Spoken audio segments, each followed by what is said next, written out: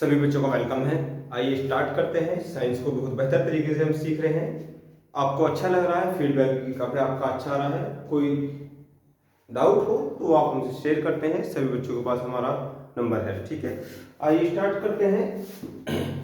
Cell जो हमारा chapter चल रहा था, जो साइंस का लेसन 1 है, जो साइंस का लेसन 1 है, तो इसमें हम क्या पढ़ रहे हैं? सेल को पढ़ रहे हैं, कोशिका को पढ़ रहे हैं। और इसमें हमने जितना भी अब तक कार्य करा दिया है उसका रिवीजन आप भली भांति कर रहे होंगे। आज जो पार्ट चलना है वो चलना है जीव द्रव्य के भाग, ठीक है। जीव द्रव्य, जीव द्रव्य के भाग, जीव द्रव्य के कौन कौन से भाग हैं? तो सबसे पहले उसी बात को देख लेते हैं कि जीव द्रव्य है क्या। ये जो सेल है, सेल का जो हमने बताया था, जो सेल का जो आउटर पार्ट है वो प्रोटेक्टेड लेयर कहलाता है, और उसके अंदर का जो पार्ट है, जो लिक्विड पोर्शन है, वो क्या है? वो जीव द्रव्य है, वो जीव द्रव्य है। इतना आपको बता दिया था। अब इसको करते हैं जूम। जीव द्रव्य के अंदर क्या क्या है, कौन कौन से इसके भाग हैं। तो इतना हमने आपको बता दिया था कि जीव द्रव्य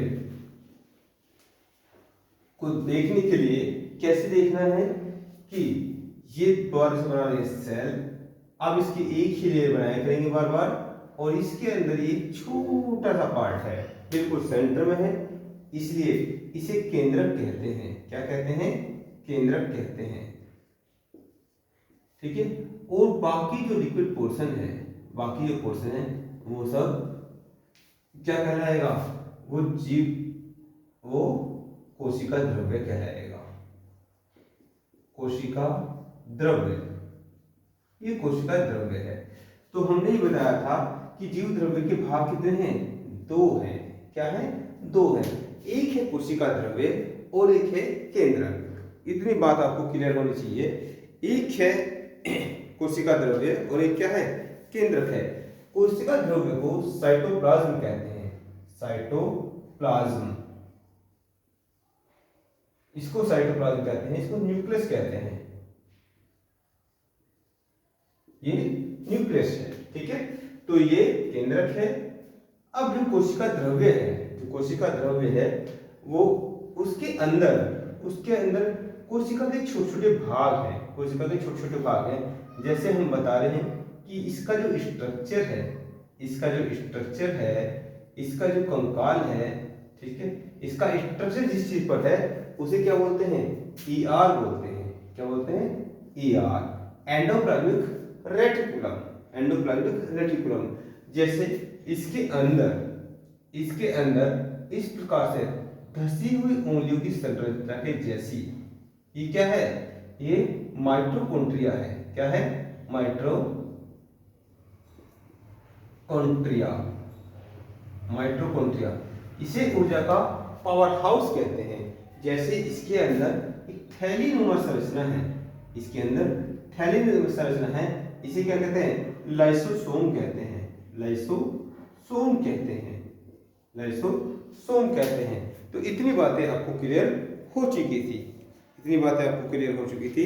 इस प्रकार से हमें जीव द्रव्य के जो भाग हैं वो 2 हैं, और जो पहला पार्ट है कोशिका द्रव्य, ये आप हेडिंग डाल दीजिए, कोशिका द्रव्य, ठीक है। कोशिका द्रव्य के अंदर लगभग 8 पार्ट हैं। कितने हैं?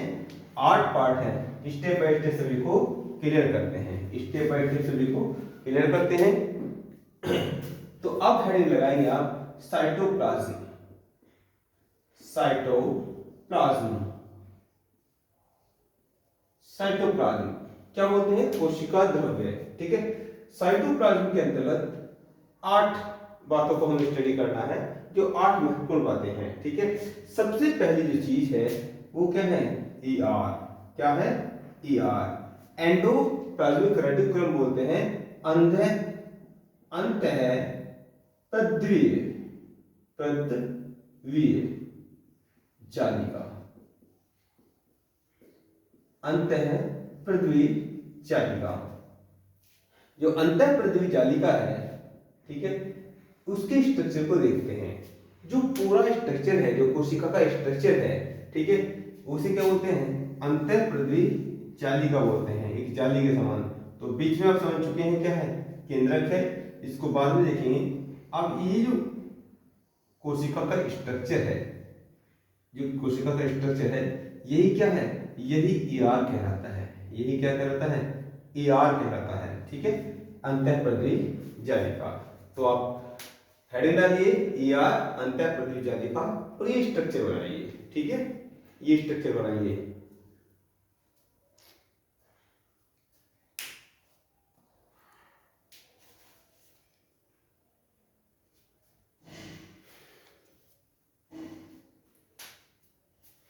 इसमें लिखेंगे इसे कोशिका का कंकाल तंत्र कहते हैं। इसे कोशिका का कंकाल तंत्र कहते हैं। स्केलेटल सिस्टम ऑफ सेल क्या कहते हैं, स्केलेटल सिस्टम ऑफ सेल कहते हैं। ठीक है, यानी कि कंकाल तंत्र।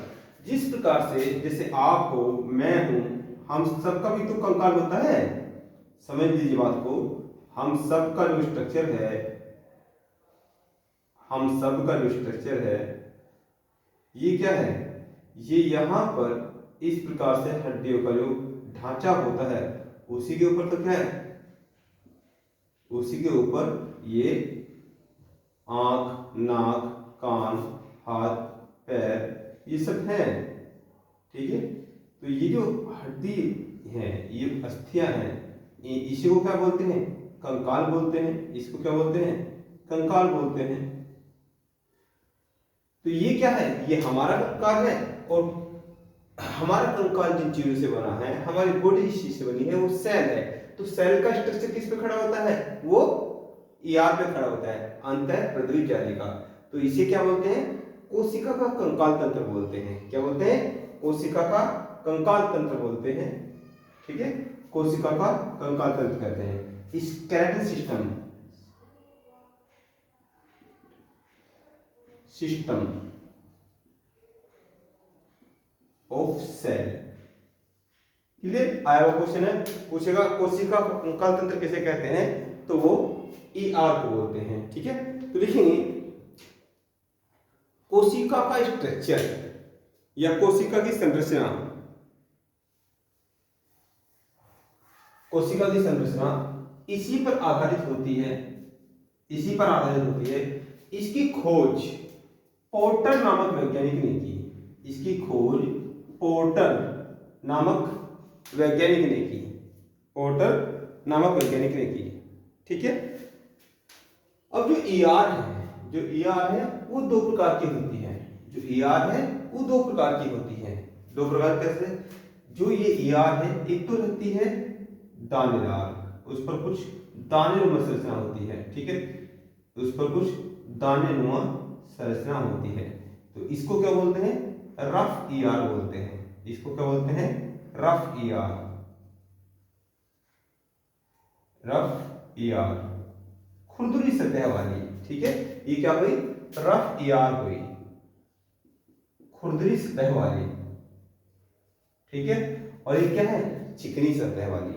तो लिखेंगे अगला पॉइंट को ईआर के भाग। अगला हेडिंग बनाएंगे ईआर के भाग। ईआर के भाग बराबर 2। ठीक है, फर्स्ट क्या है, फर्स्ट है रफ ईआर, खुरदरी सतह वाली, खुरदरी सतह वाली ईआर। ठीक है, और दूसरा लिखेंगे चिकनी सतह वाली ईआर। दूसरी लिखेंगे चिकनी सतह वाली ईआर। चिकनी सतह वाली, चिकनी सतह वाली। ठीक है, अब जो ये खुरदुरी सतह वाली है, ये किसके कारण है, ये कुछ दानेदार संरचना है, इसके कारण है। अब अगला पॉइंट आता है जो कोशिका के भाग हैं। कोशिका के भाग में जो साइटोप्लाज्म के भाग हैं, जो कोशिका द्रव्य के अंदर हैं, वो पहला पॉइंट क्या है, पहला पॉइंट है ईआर। ठीक है, एंडोप्लाज्मिक रेटिकुलम। ये क्या कहलाता है, ये कोशिका का कंकाल तंत्र कहलाता है।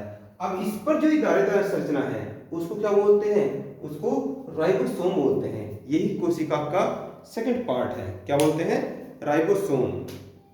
तो अगला हेडिंग बनाइए राइबोसोम। ठीक है,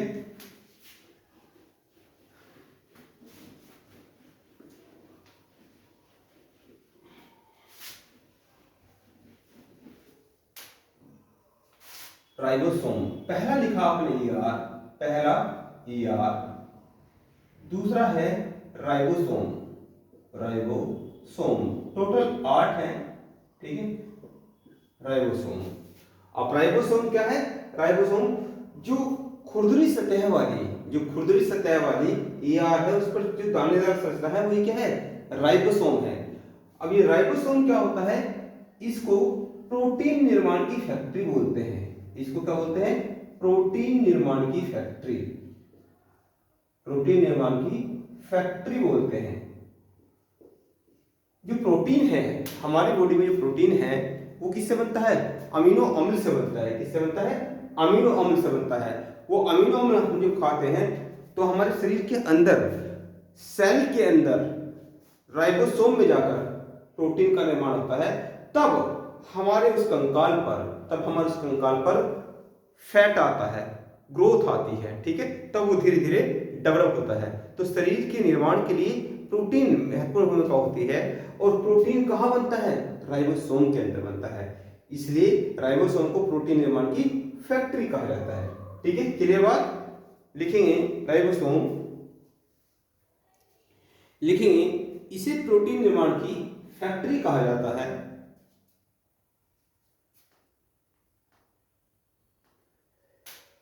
इसकी खोज, इसकी राइबोसोम की, इसकी खोज प्लेड नामक, इसकी खोज प्लेड नामक वैज्ञानिक ने की थी। प्लेड नामक वैज्ञानिक ने की थी, इसीलिए इन्हें प्लेड कण भी कहते हैं। जो दानेदार संरचना है वो किसने की थी? प्लेड नामक वैज्ञानिक ने की थी, इसलिए इन्हें प्लेड कण भी कहते हैं। इन्हें प्लेड कण भी कहते हैं। अब देखिए, समझिए, जो प्लेड कण हैं इनके अंदर क्या है? प्रोटीन का निर्माण होता है, इसलिए प्रोटीन निर्माण की फैक्ट्री कहते हैं। लेकिन प्रोटीन के बनने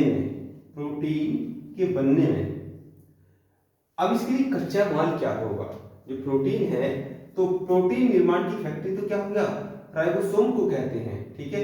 और प्रोटीन बनने के लिए जो कच्चा माल है, कच्चा माल वो क्या है? वो है अमीनो अम्ल। क्या है? अमीनो अम्ल। अमीनो अम्ल होता है। कच्चा माल क्या है? अमीनो अम्ल है। और इस फैक्ट्री में जो कार्य करते हैं वो क्या होता है? आरएनए होता है। प्रोटीन निर्माण में जो लेबर का कार्य करेगा वो कौन करेगा? वो आरएनए करेगा, ठीक है। वो कौन होगा? आरएनए। अब क्या होता है आरएनए? आगे जाके आपको इस चीज का पता चलेगा। राइबोज न्यूक्लिक अम्ल होता है। लेकिन इस फैक्ट्री का जो ओनर होता है, जो आदेश देता है, जो मालिक होता है, वो कौन होता है? वो डीएनए होता है। क्या होता है? डीएनए। ये क्या होता है? इस फैक्ट्री का मालिक होता है, ठीक है। वैसे तो आरएनए भी कई प्रकार का होता है, वो आरएनए वाले टॉपिक को जाकर हम क्लियर कर लेंगे। स्ट्रक्चर ही बनाना चाहो तो बना सकते हो। राइबोसोम्स को प्रोटीन निर्माण की फैक्ट्री कहा जाता है। इसमें जो प्रोटीन का निर्माण होता है उसके लिए कच्चा माल क्या है? अमीनो अम्ल है। और उसमें लेबर का कार्य कौन करता है? वो आरएनए करता है। और जो आदेश देता है, जो मालिक होता है, वो डीएनए होता है, ठीक है। बाकी डीएनए और आरएनए अलग से आपका टॉपिक आएगा, उसमें आपको सारी बातें क्लियर होगी। क्या होता है डीएनए, क्या होता है आरएनए, बहुत इंपॉर्टेंट चीज है, ठीक है। क्लियर बातें जल्दी से नोट कीजिए।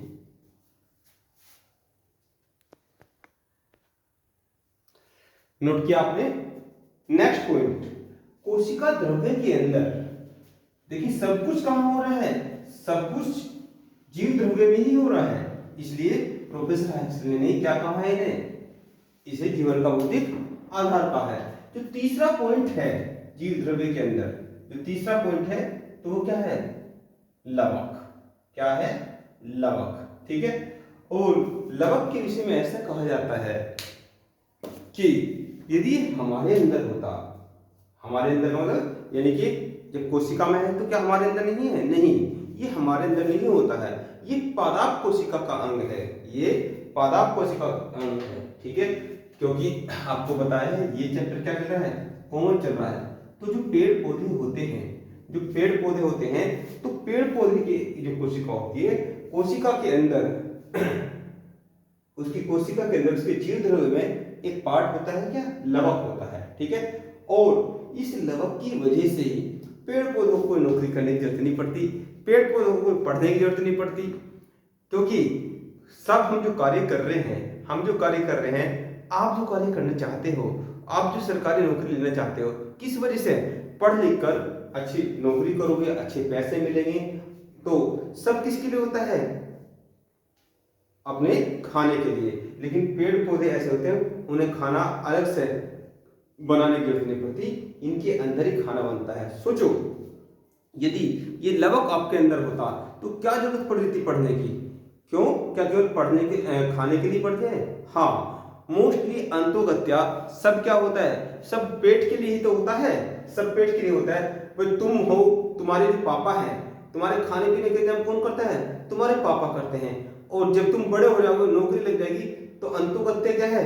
उस भोजन की पूर्ति के लिए ही तो सब कुछ होता है। ठीक है, तो यहाँ पर यदि अपने अंदर लवक होता और लवक भी क्या है? कई प्रकार का होता है, हरित लवक। तो पौधों के रसोई घर को जो कहते हैं वो हरित लवक को कहते हैं। आइए समझते हैं स्टेप बाय स्टेप सारी चीजों को। जैसे पेड़ पौधा है, जो लवक है, यदि हम लवक की बात करें तो एक सिंपल वैज्ञानिक हुए हैं। एक कौन है? लिखना कुछ नहीं है, भी एक बार समझना है। सिंपल वैज्ञानिक हुए हैं। कौन? सिंपल। तो सिंपल वैज्ञानिक ने लवक को कलर के आधार पर, जो पेड़ है, पेड़ के अंदर क्या होती हैं? पेड़ के अंदर पत्तियां भी होती हैं, पेड़ के अंदर पत्तियां भी होती हैं, पेड़ के अंदर फूल भी होते हैं, पेड़ के अंदर फल भी होते हैं। यदि हम पेड़ को देखें, एक पेड़ है, ये पेड़ है, पेड़ के अंदर क्या है? पेड़ के अंदर पत्तियां भी हैं, पेड़ के अंदर पत्तियां भी हैं। ठीक है, अब इस प्रकार से एक पेड़ आप बना लीजिए, पेड़ के अंदर क्या है? पत्तियां भी हैं। ठीक है, और पेड़ के अंदर क्या है? फूल भी हैं। ठीक है, पेड़ के अंदर क्या है? फूल भी है, पेड़ के अंदर ये फूल भी लग रहे हैं, पेड़ के अंदर फूल भी लग रहे हैं। और ये फूल क्या है? ये फूल फिर फल बन जाते हैं, फूल क्या बन जाते हैं? फिर फल बन जाते हैं। ठीक है,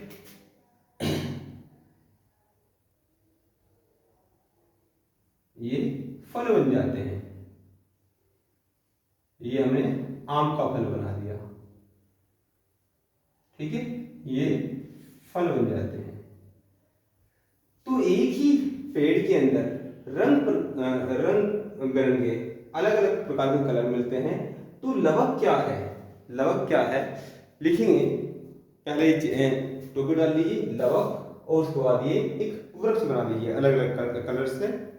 ठीक है, और उसके बाद फल भी बना लीजिए, फूल भी बना लीजिए, और उन चीज़ों को फिर डिफाइन करते हैं। स्टेप बाय स्टेप सब चीज़ों को समझते हैं। क्या है पौधों का रसोई घर? कहाँ इनका खाना बनता है? कहाँ इनका खाना बनता है? तो फिर डाल लीजिए लवक। तो लिखेंगे सिंपल सिंपल नामक वैज्ञानिक ने, सिंपल नामक वैज्ञानिक ने रंगों के आधार पर लवक को इंग्लिश में कहते हैं प्लास्टिड, लवक को तीन प्रकार से विभक्त किया है। तीन प्रकार से विभक्त किया है, तीन प्रकार से विभक्त किया है। यह केवल पादप कोशिका का अंग है, यह केवल पादप कोशिका का अंग है, ये जंतु कोशिका में नहीं पाया जाता है। नंबर 1 वर्णी लवक। नंबर 1 क्या है? वर्णी लवक। नंबर 2 अवर्णी लवक।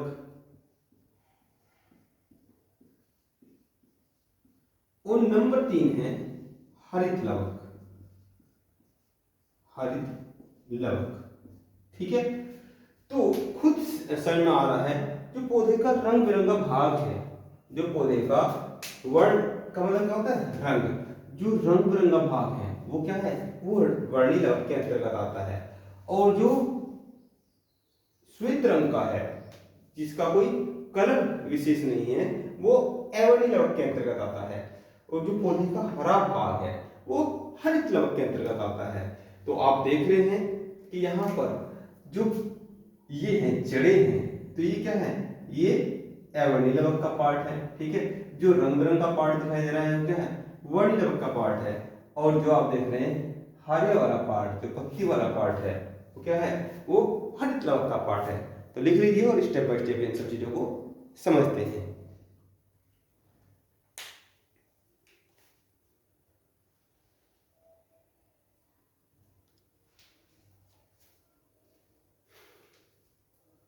ठीक है, हुआ, नोट किया आपने। आज एक ऐसा जादू बताने वाले हैं कि यदि जादू आपके पास आ गया तो आपको खाने पीने की कोई चिंता नहीं होगी, ना आपको क्रैक्स की जरूरत पड़ेगी, ना आपको सेब की जरूरत पड़ेगी, ना आम की जरूरत पड़ेगी। सब चीज क्या है, सब चीज शुद्ध ही मिल जाएगी। जैसे मैं आपको बताऊं, कोई मिल गया पिक्चर में जादू, जादू क्या खाता था, क्या वो सेब खाता था, नहीं। क्या वो आम खाता था, नहीं। क्या वो चिकन खाता था, नहीं। क्या वो अंडा खाता था, नहीं। वो क्या खाता था, वो जिस प्रकार से पेड़ पौधे सूर्य के प्रकाश से, सूर्य के प्रकाश से अपने अंदर वो सब चीजें, प्रोटीन, कार्बोहाइड्रेट, फैट, वो सब बना लेते हैं अपने रसोई घर में, इसी प्रकार से जादू भी क्या है, सूर्य की एनर्जी को लेकर वो सब चीजें अपने अंदर जनरेट कर लेता था। देखिए क्या होता है, आपने बचपन में पढ़ा होगा फोटोसिंथेसिस, आपने पढ़ा होगा बचपन में फोटोसिंथेसिस। तो फोटोसिंथेसिस रिएक्शन क्या है, पौधों के अंदर क्या होता है, क्लोरोफिल होता है, क्लोरोफिल होता है इनकी पत्तियों में। और इसको जब सन का प्रकाश मिलता है, सन की साइन मिलती है, सन की साइन से ये अपने भोजन का निर्माण कर लेता है। और कैसे कर लेता है वो तीसरे पार्ट में जानेंगे, हरित लवक में। ठीक है, तो पहला टॉपिक डाल लीजिए वर्णिक लवक। ठीक है, स्टेप बाय स्टेप चीजों को चलते हैं। पहला टॉपिक डाल लीजिए वर्णी लवक। पहला टॉपिक डाल दिया आपने वर्णी लवक, या इससे पहले लिखेंगे, वर्णी लवक को मिस कट करेंगे, इससे पहले लिखेंगे जो हम बातें बता रहे हैं, लिखेंगे यह अपना पोषण करने में स्वयं सक्षम है, यह अपना पोषण करने में स्वयं सक्षम है। कौन, लवक स्वयं सक्षम है। इसे अर्धस्वयात संरचना कहते हैं, इसे अर्धस्वयात संरचना कहते हैं। लवक में डीएनए पाया जाता है, लवक में क्या पाया जाता है, डीएनए पाया जाता है, डीएनए पाया जाता है, लवक में डीएनए पाया जाता है, जिसके कारण स्वयं का निर्माण कर सकता है और कोशिकाएं जनन कर सकता है।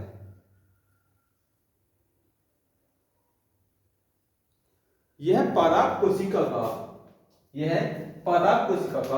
सबसे बड़ा अंग है, यह पादाप कोशिका का सबसे बड़ा अंग है। ठीक है, पहले बता चुके हैं, जो सिंपल ने बताया है कि ये जंतु कोशिका का भाग नहीं है लवक, ये किसका है, ये पादप कोशिका है, यानी कि पेड़ पौधे के अंदर की कोशिका में ये चीज पाई जाती है। ठीक है, नीचे नोट करके लिखेंगे डीएनए केंद्रक, लिखेंगे डीएनए केंद्रक, कोमा माइटोकॉन्ड्रिया और लवक में पाया जाता है। ये क्वेश्चन आया हुआ है कि बताइए दोनों में से डीएनए कहां पाया जाएगा। तो सबसे पहले आपको पढ़ा ईआर, फिर क्या पढ़ा राइबोसोम्स, फिर क्या पढ़ा रहे लवक। तो पूछेगा ऑप्शन में बताइए दोनों में से डीएनए कहां होता है, तो ईआर में होता है, नहीं होता है। राइबोसोम में होता है, नहीं होता है। लवक में होता है, हाँ होता है। इसके अलावा आगे चल के आपको पढ़ाएंगे माइटोकॉन्ड्रिया, उसमें होता है तो होता है। ठीक है, तो ये आपने लिखा। अब पहला टॉपिक इसमें डाल लीजिए वर्णी लवक, पहला टॉपिक डाल लीजिए वर्णी लवक। लिखेंगे इसमें डायग्राम सामने है, इसी में समझ लेंगे। यह पौधे का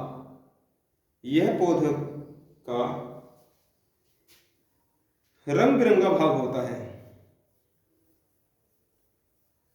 यह पौधे का रंग बिरंगा भाग होता है, अर्थात यह पौधों के उस भाग में पाया जाता है जो रंगीन होता है, जो रंगीन होता है। रंगीन होने के कारण ही पुष्प यानी कि फूल होते हैं। कीट पतंगों को, जो कीट पतंग हैं वो क्या है, वो आकर्षित होते हैं। किस तरफ? पेड़ पौधों के फूलों की तरफ।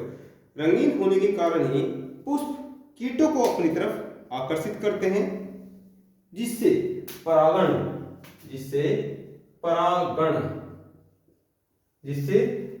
की क्रिया में हेल्प मिलती है। अभी परागण की क्रिया क्या है? परागण की क्रिया वो है जिस प्रकार से माता और पिता की शादी होती है, और माता पिता की शादी के पश्चात क्या होता है, पुत्र की उत्पत्ति होती है। वो क्रिया, वो फर्टिलाइजेशन की क्रिया, वो निषेचन की क्रिया, वो क्या कहलाती है? वो परागण कहलाती है। किसमें?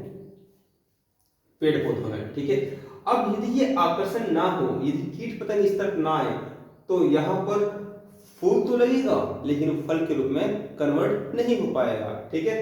जिस प्रकार से क्या होता है, जब बच्चा धीरे धीरे बड़ा होता है तो क्या है, वो कटिंग भी स्पेशल कराएगा। वो जब शादी विवाह में जाएगा तो कपड़े भी स्पेशल पहनेगा। जब उसको समझ नहीं होती है तो क्या होता है, ऐसे नॉर्मल कपड़े पहने रखता है, लेकिन जब शादी विवाह जाता है तो क्या है, अच्छे से कपड़े पहनेगा। और जब उस लड़के को लड़की को कोई अन्य माता पिता देखते हैं, अरे ये बड़ा सुंदर लड़का है, क्या करता है ये सरकारी नौकरी में है, अच्छा ये कौन है, ये राहुल है, अरे ये वो छोटा सा राहुल है, तो ये क्या है, ये सोनू है, ये सोनिया है, अच्छा ठीक है। तो उन रंग बिरंगे अच्छे अच्छे कपड़ों के पहनने के कारण जब आपका पोस्चर बनता है, जब आपका स्टाइल बनता है, जब आप आकर्षित करते हो दूसरे को, तभी तो वो प्रक्रिया, वो शादी की प्रक्रिया आगे होती है। लेकिन पेड़ पौधे क्या होते हैं, वो चलायमान नहीं है। तो इसी आकर्षण के कारण वो कीट पतंगों को अपनी ओर आकर्षित करते हैं, और उस कीट पतंग के कारण वो फर्टिलाइजेशन की क्रिया, वो निषेचन की क्रिया होती है, जिससे शिशु उत्पन्न होता है, जिससे फल होता है, जिससे फूल बनता है। बाकी बॉटनी में इस चीज को और अच्छी तरीके से जानेंगे। ठीक है। बाकी जूलॉजी में भी ये पार्ट आएगा, कैसे संतान उत्पत्ति होती है, वहां चीजों को क्लियर करेंगे। फिलहाल के लिए आप इतना समझिए कि जो सिंपल ने कलर के आधार पर लवक को डिवाइड किया है, तो पहला पार्ट क्या है, वर्णी लवक है। और वर्णी लवक क्या होता है, पौधों का रंग बिरंगा भाग होता है। इस रंग बिरंगे भाग की वजह से ही कीट आकर्षित होते हैं। यदि फूलों का कलर इस प्रकार का हो जाए, जिस प्रकार की जड़ें होती हैं, तो क्या कीट पतंग आकर्षित हो पाएंगे? नहीं हो पाएंगे, और उससे वो परागकण की क्रिया भी नहीं हो पाएगी। पेड़ पौधे जो होते हैं वो फूल तो लगेगा, लेकिन वो फल के रूप में कन्वर्ट नहीं हो पाएगा। ठीक है। तो ये रहा आपका वर्णी लवक से संबंधित बातें। जिस प्रकार से नीचे नोट करके लिखेंगे, जैसे गाजर, यदि हम बात करेंगे, यहां से क्वेश्चन बने हुए हैं, जैसे क्या है, लिखेंगे नीचे नोट करके, कुछ महत्वपूर्ण वर्णी लवक, जैसे नंबर 1 गाजर। जो गाजर का लाल रंग होता है, वो कैरोटीन के कारण होता है। कौन सा लवक होता है इसमें? कैरोटीन। तो आपने लिखा जैसे गाजर। नंबर 2 में लिखेंगे, ऐसे कीजिए, एक ट्रिक के माध्यम से इस चीज से जाएंगे। जैसे आपको सब्जी बनानी है, जैसे गाजर, ठीक है, तो इसके साथ क्या मिला लीजिए, आलू मिला लीजिए। ठीक है, आलू गाजर की सब्जी बन जाएगी। तो आलू का जो रंग होता है वो कैस्पेसिन के कारण होता है। जो आलू का जो रंग होता है, गाजर, आलू का रंग सेलोनिन के कारण होता है। उसमें कौन सा होता है? सेलोनिन। कौन सा वर्णीय लवक होता है? सेलेनिन। गाजर में जो लाल रंग होता है उसमें क्या होता है? कैरोटीन के कारण होता है। ठीक है, अब आलू गाजर की जो सब्जी बनानी है तो उसमें क्या है? आलू डाल दिया, गाजर डाल दिया, अब उसमें क्या है? मिर्च भी डालनी है, मिर्च। तो मिर्च का जो हरा रंग होता है वो कैस्पेसिन के कारण होता है, कैस्पेसिन। कौन सा वर्णीय लवक होता है? कैस्पेसिन होता है। ठीक है, अब इसमें क्या है? हल्दी भी डलेगी सब्जी में, चौथा पॉइंट, हल्दी। ठीक है, ये क्या है? कुरुक्मीन, कुरुक्मीन। कौन सा वर्णीय लवक होता है? कुरुक्मीन। ठीक है, अब सब्जी में क्या है? टमाटर भी डालना है, टमाटर भी डालना है, तो टमाटर। टमाटर में जो लाल रंग होता है वो लाइकोपेन के कारण होता है, लाइकोपेन। लेकिन जो हरा टमाटर होता है, जो हरा टमाटर है, हरा टमाटर जो है उसमें वो हरित लवक होता है, वो हरित लवक के कारण होता है।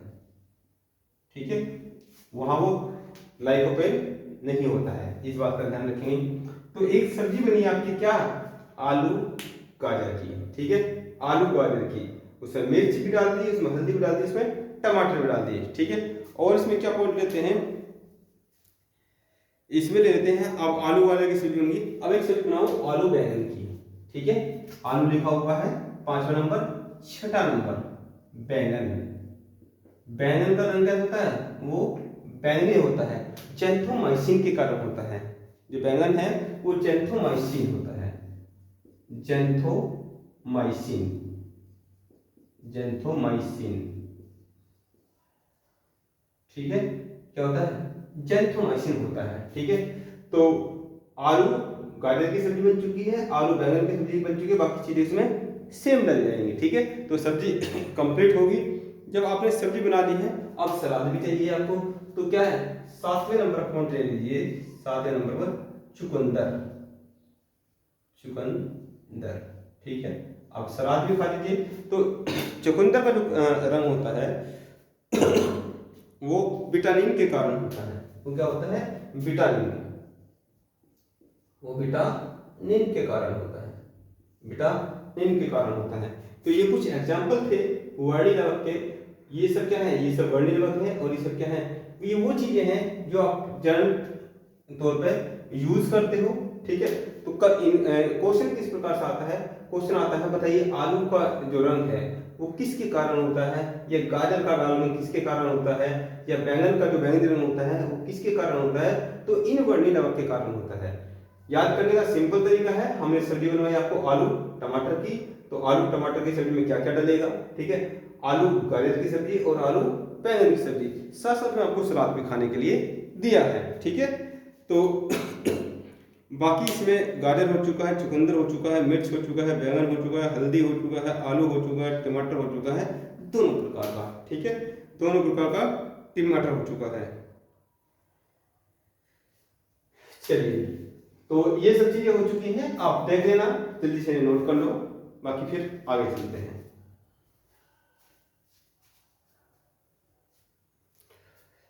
ठीक है, आगे की जो बातें हैं नेक्स्ट सेशन में हम करेंगे। कोई समस्या हो तो हमारे इस नंबर पर आप कॉल भी कर लेना। ठीक है, 84 49 30 40 62। सभी बच्चों का हमारे पास नंबर है, मेरा नाम अशोक है। ठीक है, तो मिलते हैं नेक्स्ट सेशन में। और ये क्या चल रहा है एक बार रिवीजन कर लेते हैं। अभी तक हमने क्या पढ़ा? अभी तक हमने कोशिका के अंदर वो छोटी सी कोशिका जिसके द्वारा, चाहे वो पादप कोशिका हो, पेड़ पौधे हो, छोटी सी दुबड़ा घास हो, या जंतु हो जैसे मैं हूं, आप हैं, कुत्ता है, बिल्ली है, वो सब सेल से मिलकर बने हैं। और वो छोटी सी चीज हम सेल को समझने का प्रयास कर रहे हैं। और सेल के अंतर्गत हमने क्या क्या देख लिया है? सेल के अंदर जो जीव द्रव्य है, जीव द्रव्य हमने देखा कोशिका द्रव्य, जीव द्रव्य जो है दो पार्ट में, कोशिका द्रव्य और केंद्रक। और कोशिका द्रव्य के अंदर हमने सबसे पहले ईआर को देखा, एंडोप्लाज्मिक रेटिकुलम को देखा, जिसको क्या बोलते हैं? कोशिका का कक्काल तंत्र कहते हैं। फिर हमने एंडोप्लाज्मिक रेटिकुलम जो है वो दो प्रकार का होता है, रफ ईआर और स्मूथ ईआर। तो रफ ER में जो दानेदार संरचना है वो क्या है, राइबोसोम्स है, जिसे प्रोटीन निर्माण की फैक्ट्री कहते हैं, जिसे प्रोटीन निर्माण की फैक्ट्री कहते हैं। अगला जो पॉइंट लेकर आए हैं, क्या हरित लवक लेकर आए हैं, सॉरी लवक लेकर आए हैं। और लवक 3 प्रकार का होता है, वर्णी लवक, अवर्णी लवक और हरित लवक। यहाँ हम वर्णी लवक को पढ़ रहे हैं। तो पौधों का जो रंग बिरंगा भाग है वो क्या है, वो वर्णी लवक के कारण होता है। वर्ण का मतलब क्या होता है, रंग होता है। तो रंग बिरंगा जो पार्ट है, जैसे उसकी पत्तियां हैं, जैसे उसके फूल हैं, जैसे उसका फल है, तो ये सब चीज क्या है, ये वर्णी लवक के अंतर्गत आएगा।